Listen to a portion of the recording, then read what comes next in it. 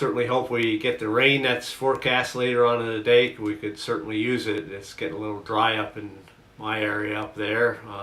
We've been out in the field and it's been getting a little dusty, so we could use a little rain.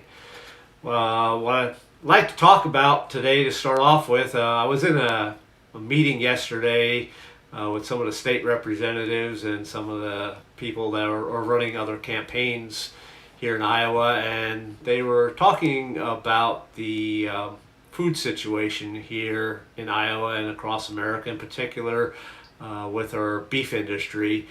And from what I was hearing, the people that are in office now really have no clue about anything about food production, especially in the meat and protein industry. So I wanted to talk a little bit about that today. And I just want to start off with giving you a little perspective of where I come from on it. I'm in the meat industry ourselves with my wife, and she has been a butcher for 45 years now, so we have a little experience with it. And one of the things that I've learned in life is that everything happens for a reason. We are the sum total of all of our experiences in life, good or bad. And the important thing is what we learn from those experiences and how we use those experiences to correct and change things that need to be changed. And the other thing that I've learned as I've progressed through life is that life is not as random as we think it is.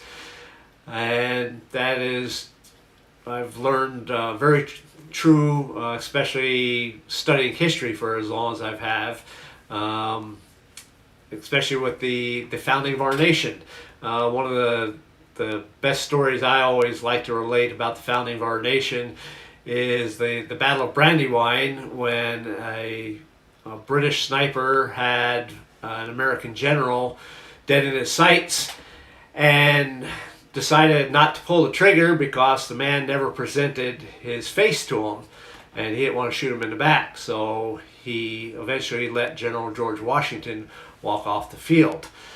And so I've learned that to look at all my experiences in life as something that has meant to happen and to learn from it, and to look at experiences now and experiences in the past and gain knowledge from that, and hopefully to pass that on to solve situations. And the whole situation with me, with having grown up or being born in Long Island, New York, and raised in Las Vegas, Nevada, and having an intern minister just coincidentally move in next to me that was from Decorah, Iowa, and then having Jeanette come out there, meeting her the last day she was there, and then following her back here after 24 hours to ask her to marry me. I look at that as something that is meant to happen. This is where I'm supposed to be, and all those experiences that has happened to me up to this point kind of helped me gain knowledge to solve our problems in our nation. When I moved back here, I started my own refrigeration business, and part of that refrigeration business was taking care of processing plants. And like I said, we've opened our own meat production facilities, or we've opened up our own meat production company. We sell to restaurants and the local customers in the area. And I've gained this insight into why we now have $7 ground beef in the stores. And ground beef is one of the staples here of America and feeding our people. And to have it at that price, and for our elected officials not to understand exactly why it is that way, is something that troubles me. And so I just want to discuss that a little bit this morning, and how it relates to getting something done in Washington to change it. One of the biggest problems that we have in the meat industry today is not so much a monopolistic hold on the meat industry. We do have 80% of our beef or 80% of all of our protein in this country is produced by 4 major companies, and that's not because of a monopoly where those companies have used their largeness and their influence to sell product at lower prices to drive other customers out of business and gain that market share. What they've used is crony capitalism, which is a lot different than free market capitalism. And what they've done is that they've used the influence in Washington to get legislatures to pass laws that have helped drive other smaller companies out of business. And I've seen that a lot with my refrigeration business. We used to have a lot of small locker plants around here in Iowa, and the federal government created laws that basically drove these people out of business, and they were some very stupid things.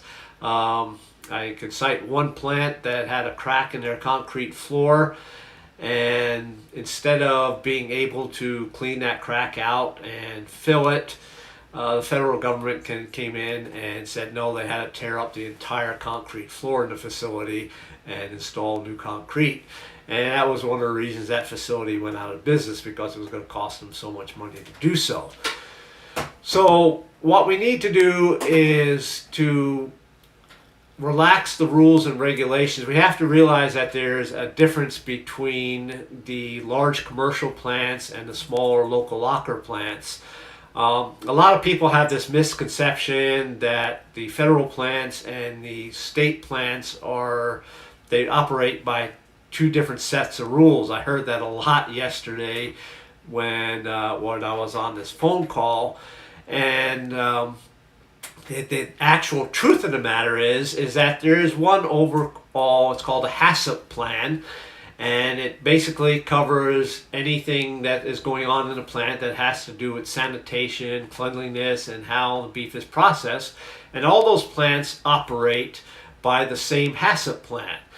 The only difference between a USDA locker and a state inspected locker is who pays the inspectors.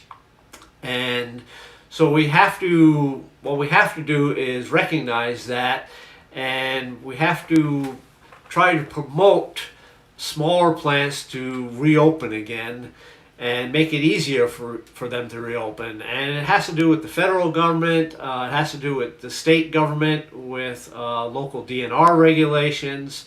They try to put the same type of regulations on the smaller plants as they do on the bigger plants, and this one-size-fits-all option, it just doesn't work. And what it has wound up producing is, like I said, we have these 4 major plants, 4 major companies now that produce over 80% of our protein here in America, and they have a lot of control over who gets to sell to the plant. A lot of them are producing their own animals to slaughter, and that's putting the farmers in a bind.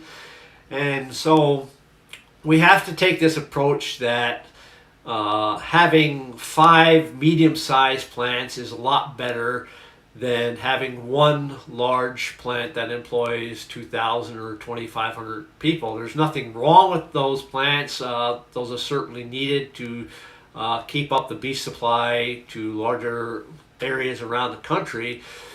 But if you have some smaller and medium-sized plants, like I said, if we have 5 plants instead of one large plant, if one of those plants happens to have to close down, or like what we had happen with the COVID-19, where the infection spreads throughout the plant, we can shut one down and we still have the other 4 open, and it doesn't cut back down on our meat production so much, where we start having this $7 ground beef and you start seeing shortages in the grocery store like we're seeing now. So that's kind of some of the knowledge that I want to bring to Washington to change these laws. And that's like everything with me. My family has been without health insurance for 23 years. I can bring that knowledge about how we've solved that problem to Washington and to solve the healthcare problem. I have several friends that are legal immigrants to this country that went through the very long and expensive process of coming here and bringing their families here legally, and they have a lot to say about illegal immigrants, and that's given me the knowledge how to solve that problem and how to institute my red card program to solve the problem of immigration.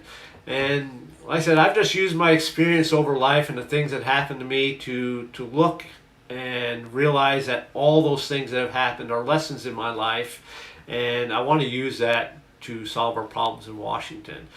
So that's kind of what I want to say this morning, and if you have some questions, please put your hand up on the screen, type a message in the chat, and I will be certainly willing to answer any questions that you have. So if there's anyone out there, any of you that would like to answer a question right now, please go ahead.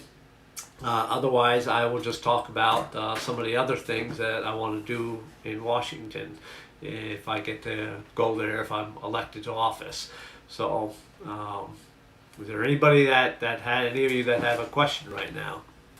And if not, what I will do is I will just talk about some of the other things, like I said, some of my other experiences in life. One of the things that one of the other things I'm going to make a priority of in my life, excuse me, one of the other things I'm going to make a priority if I go to Washington is healthcare. Pardon me. Like I said, my family and myself have been without health care for 23 years now, and it's been quite the experience, especially when President Obama instituted Obamacare, and even though we were being responsible and paying our own hospital bills, we were still being fined between $1,500 and $3,000 every year extra on our taxes because President Obama considered people like me being irresponsible, and I never want to see that happen again.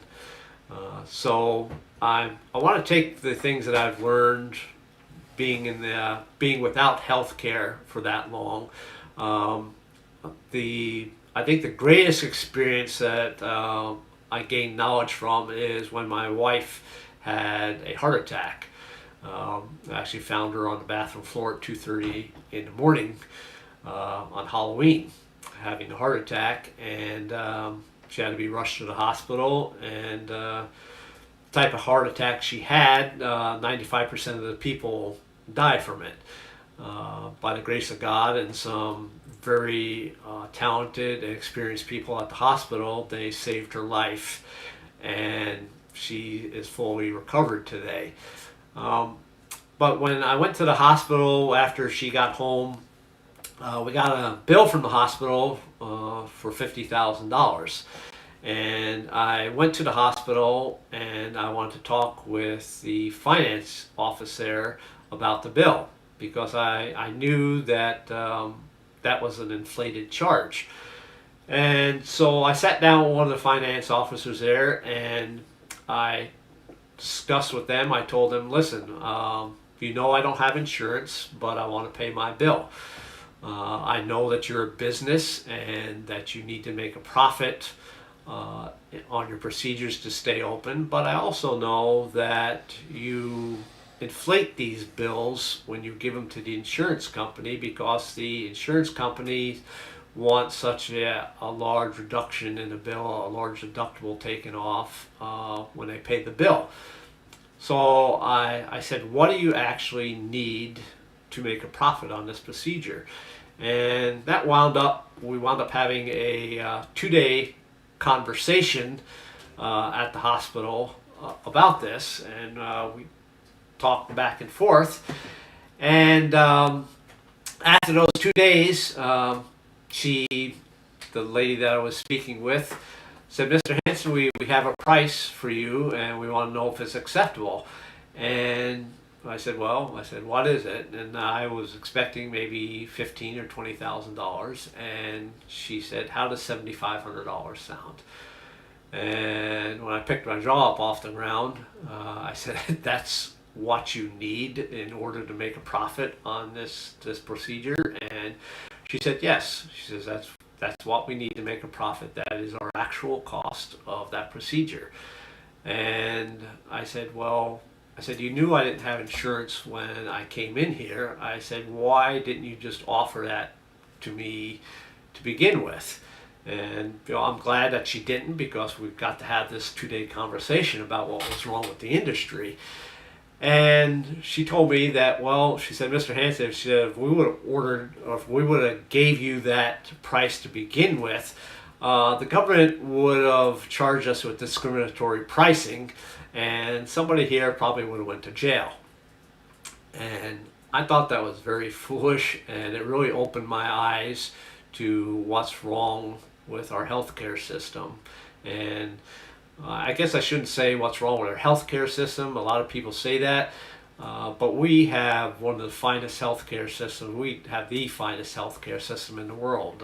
Everybody in the world, if they're in need of really exceptional care, they come here to America to get it.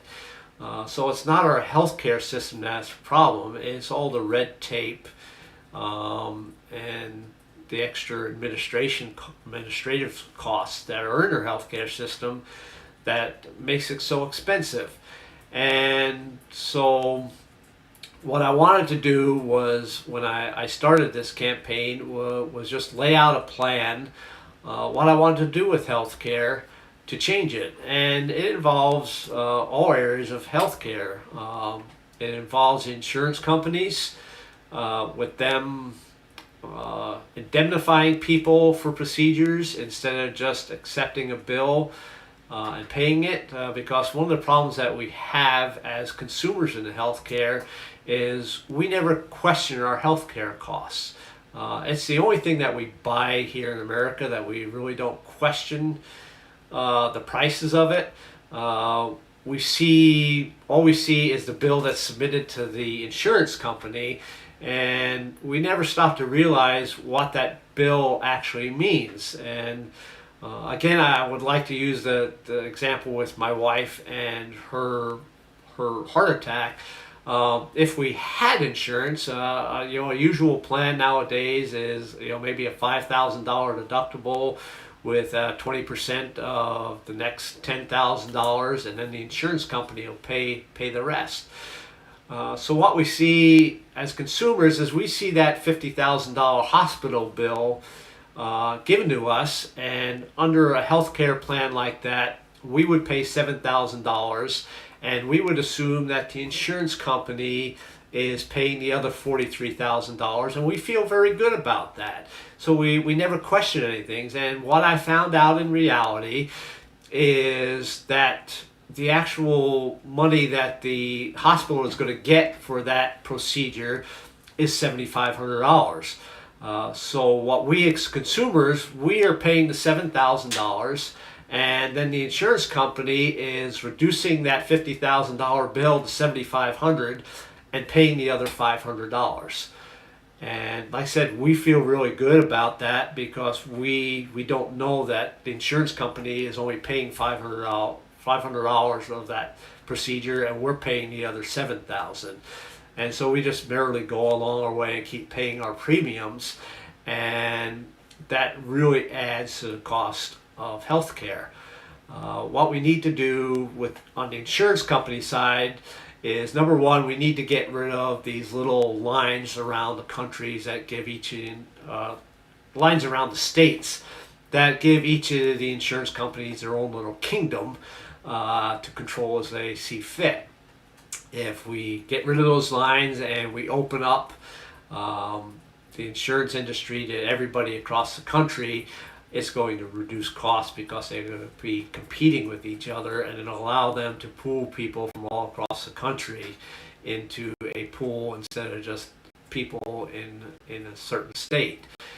And the other thing we need to do with insurance is, like I said, is indemnify people. And that's how insurance started a long time ago, health insurance. And what I mean by indemnify is when you have, if I want to compare it to car insurance, when you have a car accident, the insurance companies know how much it's going to cost to fix your car. And I always joke that the insurance companies have better odd makers and number of people working for them than the people in the Las Vegas casinos do. They're very knowledgeable. They know what costs are going to be. And when you have an accident with your car, they give you a certain amount because they know how much it's going to cost, and they allow you to shop around and find the best deal with that money.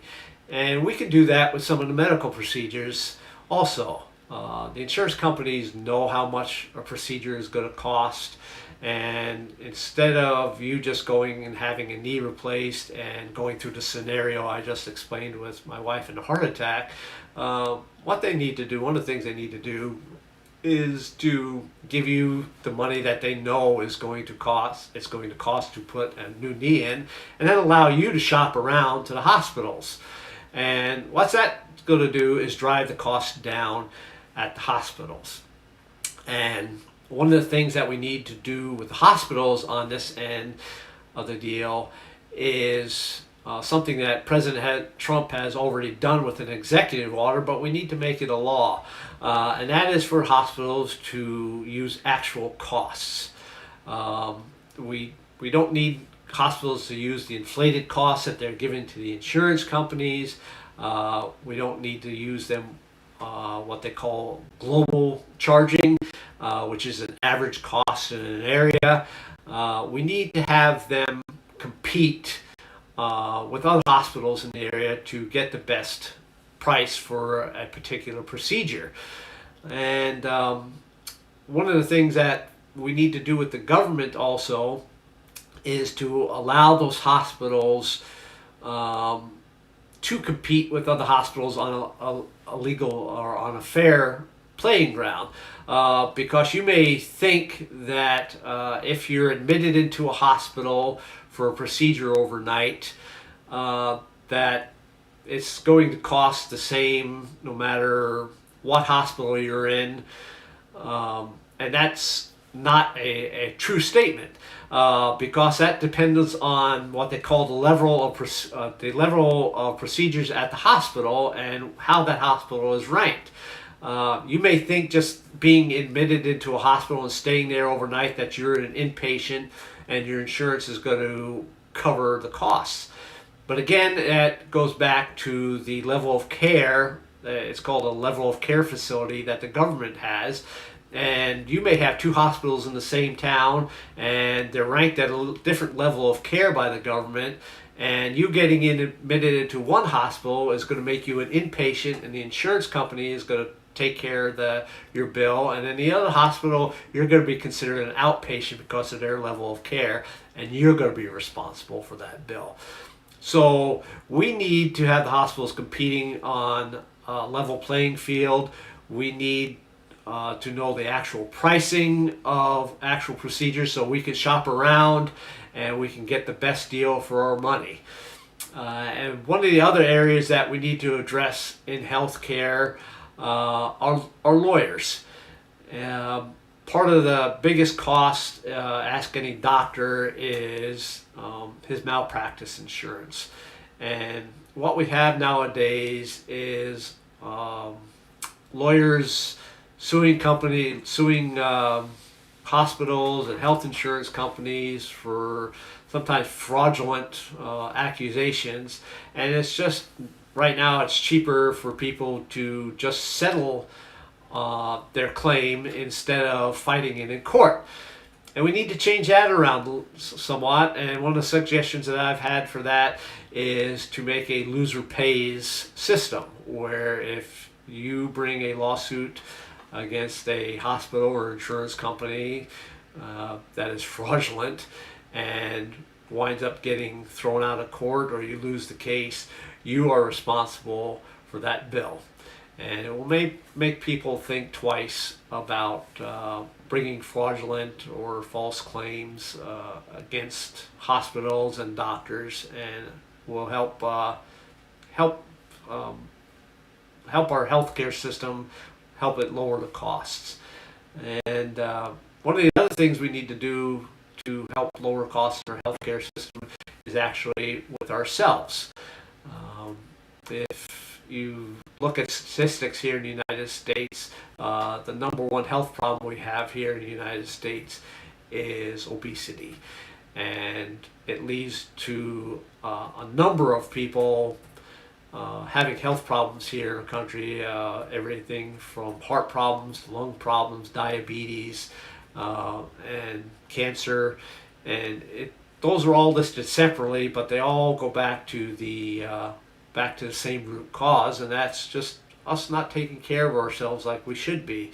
And so we need to do a better job ourselves, taking care of who we are, what we put in our body, and getting the right amount of exercise. It doesn't take much every day just to get a little exercise and be a little healthier. And so we need to do that. And one of the ways that I've thought to solve that problem is with our insurance. We have to remember what insurance is for. Insurance is not to take care of every little single band-aid in our life. We need to take responsibility for some of that stuff ourselves. And so what I propose is a program where we make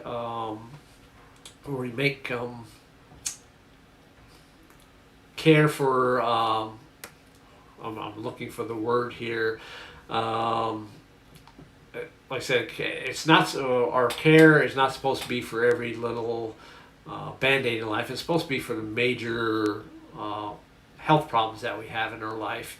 And that's what we have to make affordable to people. We have to have people have health insurance that will take care of those major procedures, because as I found out with with my wife's heart attack, we can pay off $7,500 over time, especially since most hospitals will allow you to pay that off over time and not charge you any interest in doing that. So that makes it very affordable. But if we have a $250,000 hospital bill, there's no way that we're going to be able to pay that off in our lifetime, and it's going to cause us to go bankrupt. So we have to have major medical care, and that's the type of insurance I would like us to see in life. That's the type of insurance I'd like to see us get, and make that affordable to everybody, and make sure everybody has that. And I would like to set a time limit for everybody to get that, and 5 years, 6 years, and after that amount of time, everybody should have that type of major medical care. And what we will do then is eliminate pre-existing conditions. And if we give people that 5 years to get that insurance and get that insurance cost down low, catastrophic care is the word I'm looking for. If we get everybody into a catastrophic plan, get the insurance costs low, get the procedures low where people can afford insurance, we can cover everybody. We can have everybody covered. We can make it affordable to everybody. And then after that time, if you've decided not to have insurance, we're simply going to have to say you're on your own. So that's kind of my healthcare plan, a little more detailed about it. Gone into it a little bit more on HansenForCongress.com. But that's kind of a basic overall view of it. And so I see now we have some people that want to ask some questions. So we'll get those people up. Aaron, if you turn the silver knob on the speaker over. Sorry, I'm still new on this. Okay, over to the right of you. Okay. The speaker, the silver speaker. Oh, okay. Turn that knob up. Yeah. Can you hear it? All right.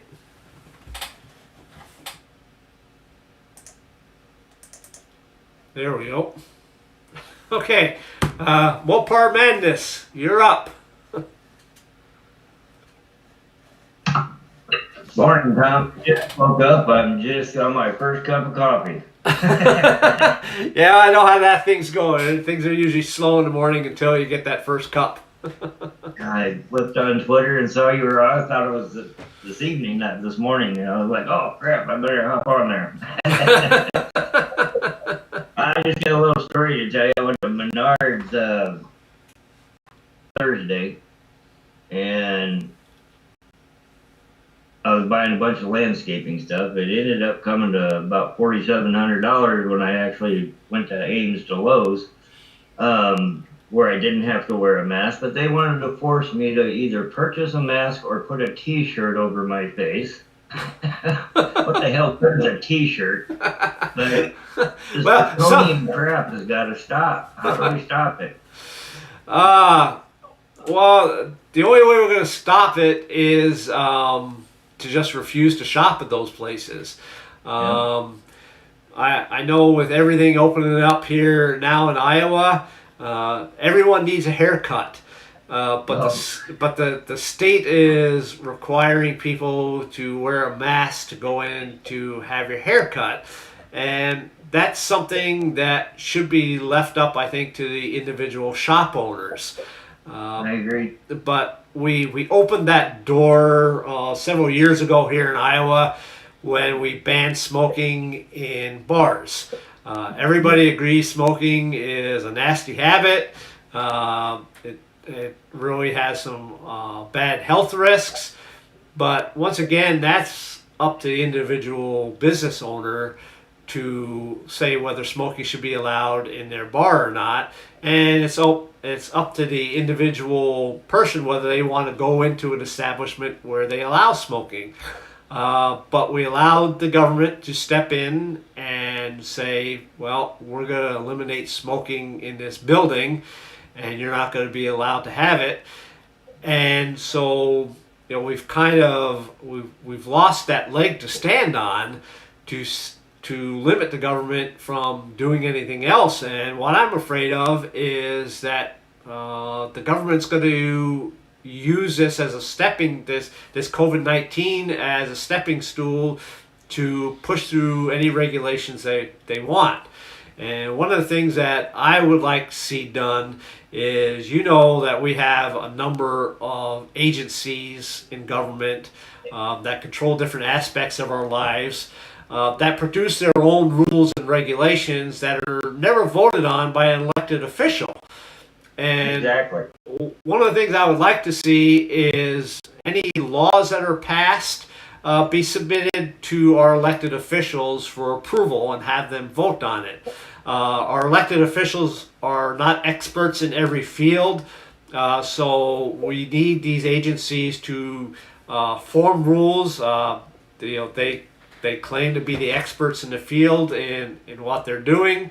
So if we can have them form rules and submit them to Congress to have them passed, I would like to see that done.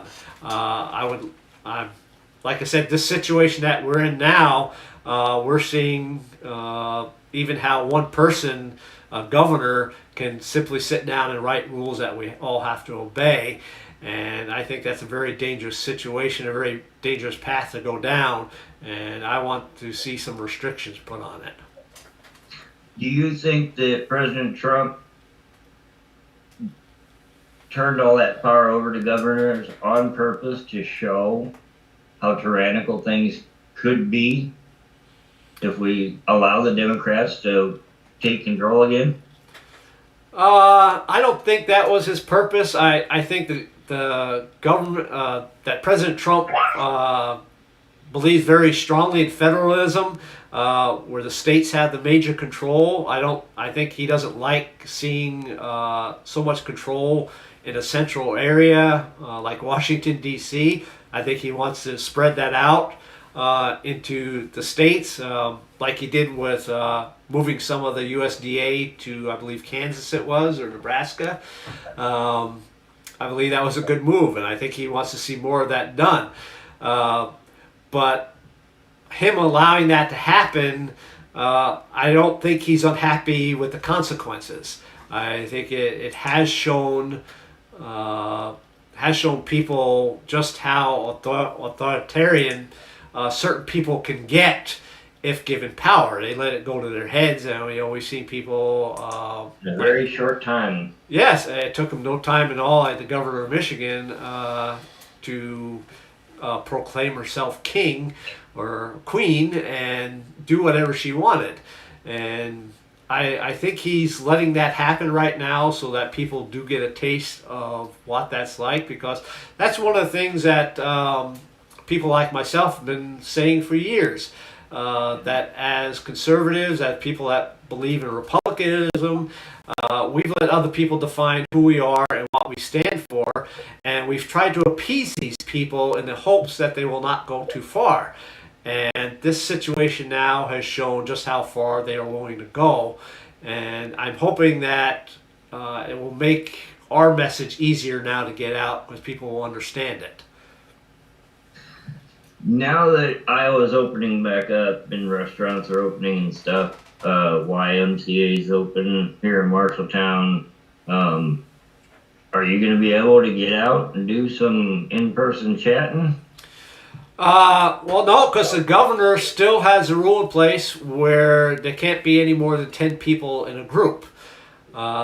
It's still discouraging, no door knocking. So that's still making it very hard to get out. I would love to go out and go to places and talk with people. But me myself, I would gladly flout the rules. I've been saying these rules are stupid all along. I wouldn't mind going out and do it, but I don't know what kind of reception everybody else is going to have with it. Even with the restaurants opening, it's going to take a long time for people to get back out into the swing of things and want to really participate in society again, because the government has gotten everybody so scared now. Exactly. And if you did that, then Ashley and the Fink would just have a field day with how you were flaunting the. Well, that's probably not a good idea. Yeah, I already caught hell for going out on St. Patrick's Day after the bars had closed, and one of my friends took the attitude that he wasn't closing his bar until the authorities came in and closed it. So I went in there on St. Patrick's Day just to support him and have a beer. And I'm sure you've seen it it was all over Facebook, because I had another fellow Republican there that took a picture of me having the beer there, and then we posted it up on Facebook and on Twitter, and the socialists just had a field day with it. I stand by what I did. I was supporting my friend, who I believe was fighting back against some very unconstitutional rules, and I will continue to do that. Well, thanks for being here, and sorry I was late, but I'm gonna sip on my coffee here. If I think of something, I'll chime back in. All right, that sounds good. Sounds good. Good talking to you again. You too. Thanks. Thank you. We have somebody else. I guess one of the things I haven't talked about, is up on my website, is my plans to eliminate the federal debt. As you may or may not know, having read through some of the stuff, I was the founder of the Northeast Iowa Tea Party, and I used that to restart the Winnebago County Republican Party up where I live. And so one of the principles of the Tea Party is to be fiscally responsible. And that is one of the reasons why I started the Northeast Iowa Tea Party, because I seen the Tea Party principles were principles I believed in. It limited government, fiscal responsibility, personal responsibility, free markets, free market capitalism, not crony capitalism. So the debt was one of the things that really caught my attention. because I'm very familiar with Thomas Jefferson and his writings, and one of the things that Jefferson said is that the future belongs to the living, not the dead. And what he meant by that was that the people that are living now do not have a right to impose on those future generations laws and debts that they will have to live with and pay off in the future.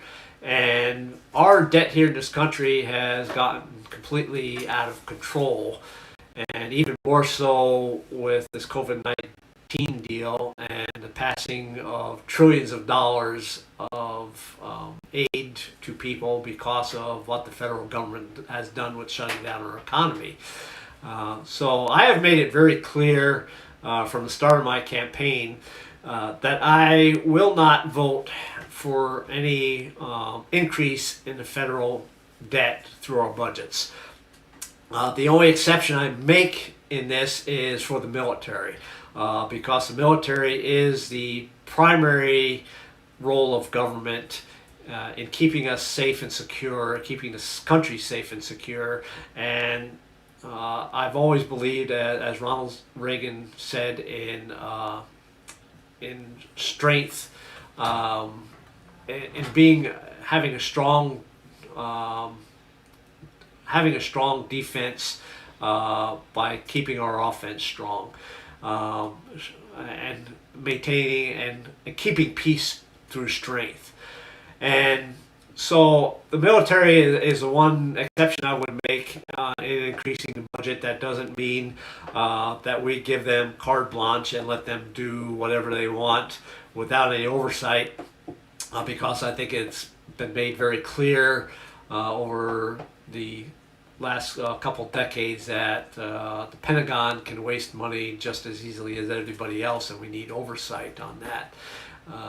But the rest of the budget, I'm calling for a freeze on the budget. I will not vote for an increase. And one of the things that the Tea Party pushed was the penny plan, and that was a freeze on the budget and a 1% reduction every year over the next 10 years. And I think 1 penny on a dollar is something that we can do over the next 10 years, and that will help reduce our debt. And if we get control on the spending end of it and stop the wasteful spending that we have done, I think we can bring our debt down to a manageable level. I don't believe that having no debt is our ultimate goal. We're always going to have some type of debt, but our debt has to be manageable. And once our debt gets to be over 100% of our gross domestic product, that's when we start getting into trouble. It's only been like that a couple times in our history, and that's been during wartime. And no matter what the socialists want to say, we're not in a war right now, and we need to get control of the debt. And that's one of the ways I think we need to do it. So, we have a question from Facebook from Bill. My Second Amendment stance and red flag laws. The Second Amendment is one of my strong points here. As I've always said, I love doing writings. I've written over 200 editorials for our newspaper on various subjects. The Second Amendment has been one of them. I've written, last count, there were 6 or 7 editorials I did on the Second Amendment, starting back in this area in 1994, I believe it was. And so I've always been a very strong proponent of the Second Amendment. My stance is very simple. Second Amendment guarantees us as individuals the right to go out and purchase firearms, to own firearms, and to use those firearms to defend ourselves, our family, our community, our nation against any powers that seek to strip us of our liberties and our rights. And as I hope we don't see, those powers can be foreign or domestic, and we need to have the right to defend the Constitution as individuals in this country. My stance on red flag laws is that I am completely, totally against them. I don't want to see them instituted at all because I think they infringe on several of our constitutional rights, our Fourth Amendment, our Fifth Amendment, our Sixth Amendment, and our Second Amendment. So I am completely against any red flag laws being instituted in Iowa or nationwide. So that's where I stand on that issue.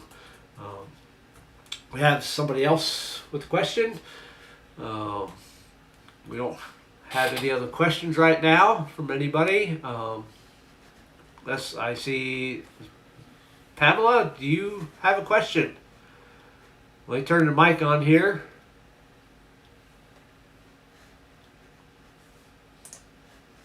Are you there? Hello? Nope. Okay. I thought I had you. Thought you had a question. All right. Okay. Well, I guess I can just continue talking about some of my my other priorities if I go to Washington. I know our last session we did discuss immigration a little bit. I just like to touch on that again, considering what I said in the beginning about my experiences relating to the knowledge that I have in trying to figure out solutions to problems.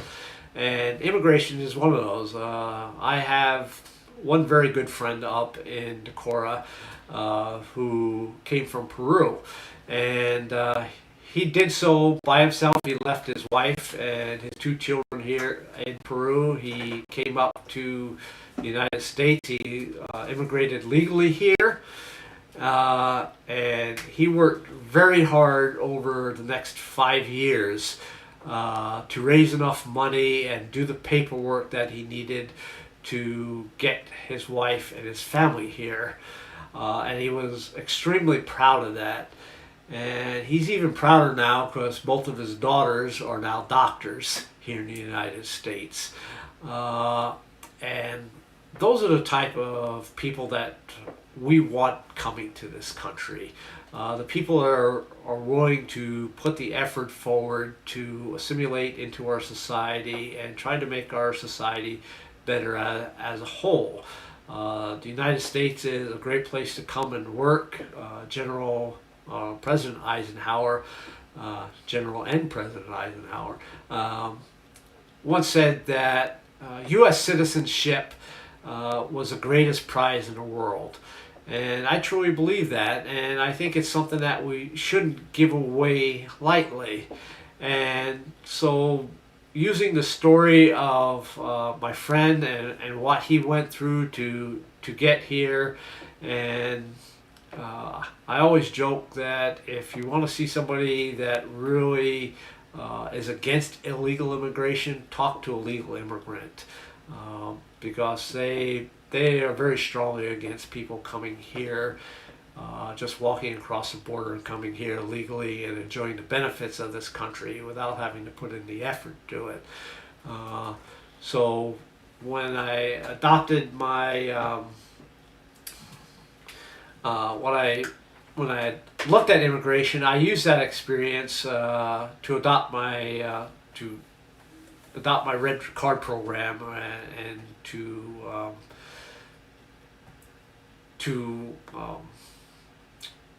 bring to make the rules for that program based on what my friend had went through and what I've learned over time.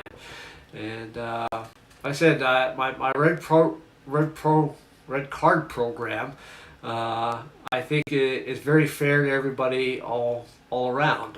Those that have come here illegally, we're not giving them amnesty. We're not giving them citizenship because I don't think they deserve it. They've broken the law coming here, but we do give them a chance since they've come here, to come forward and show that they want to be part of our society, to register with the government, to pay taxes that they've owed, to go through a background check, and then be given a red card that allows them to stay here and work here without having to live in the shadows and with the fear of being caught and being deported. And it also gives their children the opportunity to also come forward and again register with the government, go through background checks, and get into the naturalization program where their children can get citizenship at some point. So that's the basics of my red card program. I see that Mopar Madness or Pamela has a question now. Yes, just real quick, when you were talking about your friend from Peru. Yes. And I've had friends that have come here legally and stayed here legally, but it's their biggest complaint is the amount of time and the cost of coming here legally. I actually had a friend that was here legally for years, and then she married a gentleman in the Air Force. And when he was getting deployed to Japan, she couldn't even leave with him until she got her green card renewed, because she wouldn't be able to come back into the country, because if she left for a certain amount of time, she couldn't come back. And she was in a catch-22 there. So she eventually went. But sometimes I think it's all the red tape that's included in it and the expense. So I was wondering what your friend experienced. You were talking about how long it took him to get his whole family here and the cost. Do you think lowering that would make more people apt to go through the process? Yeah, that was one of his biggest complaints also, was all the red tape and how long it took to accomplish everything. And of course, anytime something takes more time, it's going to take more money. And that's just one of the things that we have to solve with government, is the red tape and the bureaucracy. Like I was talking with before with the meat industry. That's one of the things that is holding back smaller and medium-sized processing facilities to open up, is that red tape. And that's where we just need to really go through all the rules and regulations in government, and cutting out the unnecessary parts of it, and that will make it less expensive. So that's, I completely agree with you, and I can empathize with your friend, just with what I know from my friend. It was a real pain in the butt to do things legally, but he wanted to do things that way, so he put up with it. And it was hard for him to be away from his family for 5 years, but like I said, he had the right attitude as an immigrant coming to this country. He wanted to be part of this country and follow our rules, and so he did it that way. And I definitely think that we need to tweak the system a bit, whether that entails putting more people on the job, or just eliminating some of the unnecessary rules that are there.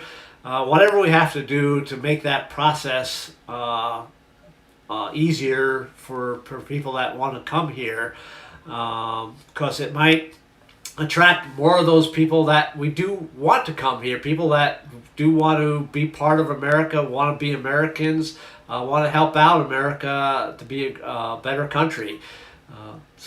We need to do something like that. Do you think this is one situation where we can actually learn from history, perhaps instead of having to rework the whole system, go back to when we first started regulating immigration, and maybe just tweak that? Because the rules there couldn't have been as much red tape back then as there is now. I mean, I know I can get a background check for $50 to go work at our local school district or even the census program, and it's only going to take a few weeks to get the results back from that. I do believe we need the background checks. Don't get me wrong there. I don't need to make this too simple. Yeah, and the deal with the background checks is it depends what country they're coming from. Some countries have a very good system of keeping track of citizens like we do here in America, where you can pay that $50 here in America and get a very extensive background check on somebody because we keep good records, we keep good public records.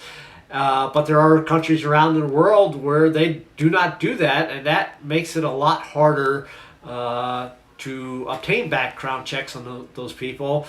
And maybe that's something that we should address with other countries, that if you do want people immigrating to America, that you have to do a better job yourself of keeping public records so that we know who is coming from your country here to America. And I'm sure it's not going to cost us $50 in another country to get a background check, but it doesn't have to cost us $10,000 to get somebody over here to America to do background checks on them. Hey, thank you. All right, thank you, Pamela. Appreciate it. Another question from Bill on Facebook. What do you think about censoring that is being done on many social media platforms? Good question, and that's kind of I guess I want to call it a double-edged sword. The media platforms we have right now are privately owned, so they are granted at least a little leeway as far as free speech is concerned. So one of the solutions that I see to it is to make it easier for other platforms to open up.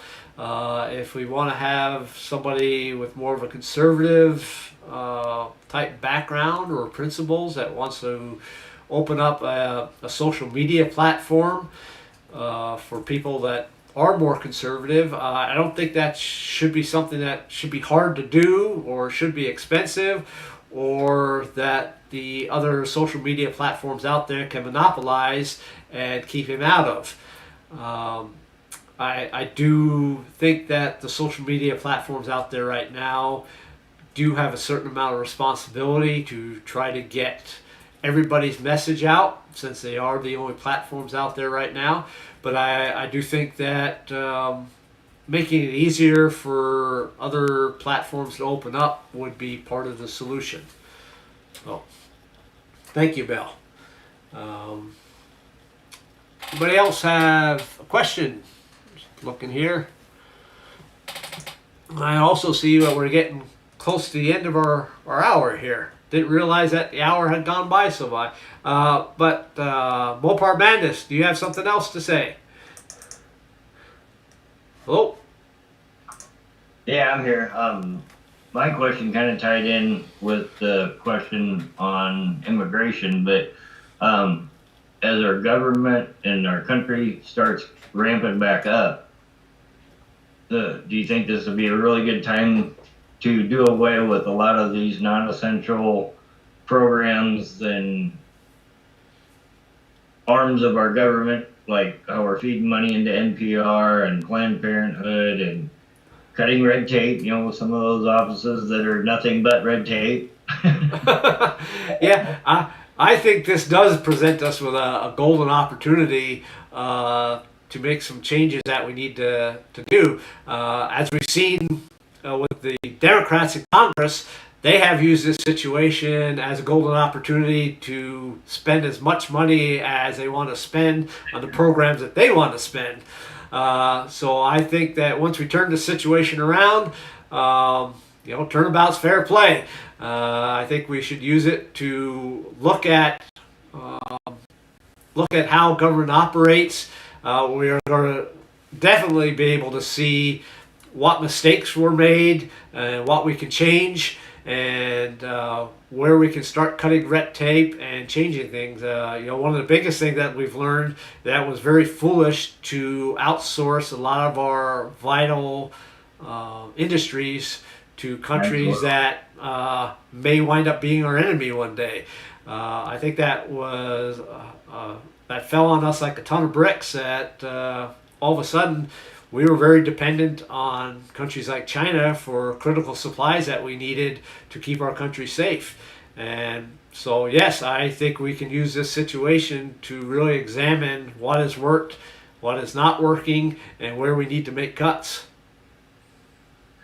One more question. On the red card, is there a time limit? You know, like to keep another, or what do they call them, caravans from coming up to take advantage of it? You know. Yes. Yep. I guess that's one of the things that I failed to mention. If we open up this red card program, I would definitely put a 3 to 5 year time limit on people to come forward and be recognized and do the background check on them and issue them the red card.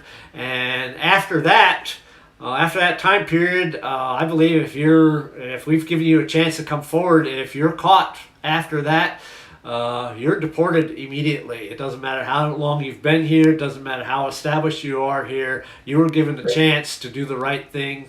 And if you decided not to do it, then you have to suffer the consequences. All right. Thank you very much. All right. Well, I thank all of you for coming on today and listen to me here ramble here again. I said I'd really like to get out and speak with people personally again. Hopefully after the primary election, the government will open things up again, and I will be able to do that since I am planning on winning the primary election.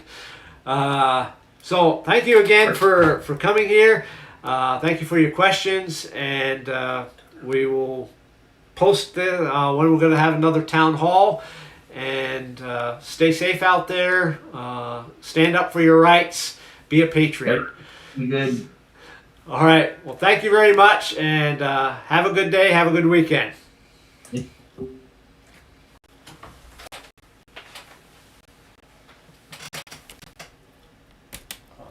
That one? Yeah.